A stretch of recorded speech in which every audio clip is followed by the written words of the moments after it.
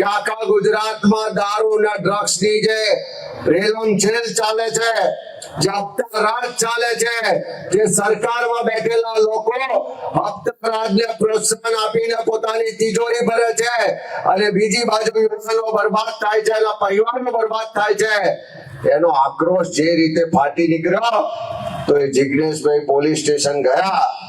તેનો વિરોધ કરવા હવે આ ભાજપિયાઓ એમના મળતિયાઓને મોકલી અને પોલીસના નામે મહિલાઓને આગળ કરી અને પોતાના હપ્તા લૂંટાઈ જવાના છે. હવે આવક બંધ થઈ જવાની છે. હવે બુટલેગરોના વકીલ હોય એ રીતે રાજ્યના ગૃહમંત્રી આખા ગુજરાતમાં પોલીસ કોન્સ્ટેબલો નાના લોકોને ફરજ પાડે છે કે જાઓ જઈને વિરોધ કરો. એની સામે આખું ગુજરાત જાગ્યું છે.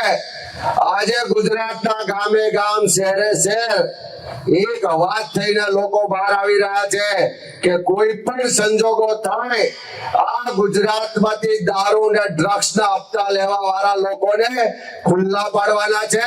જ્યાં પણ આવા ધંધા થતા હશે ત્યાં જઈને જનતા રેડ થશે અને આ ગુજરાતમાંથી દારૂબંધીનો જે કાયદો છે એનો કડકમાં કડક અમલ કરાવીશું. આ એનો આક્રોશ છે.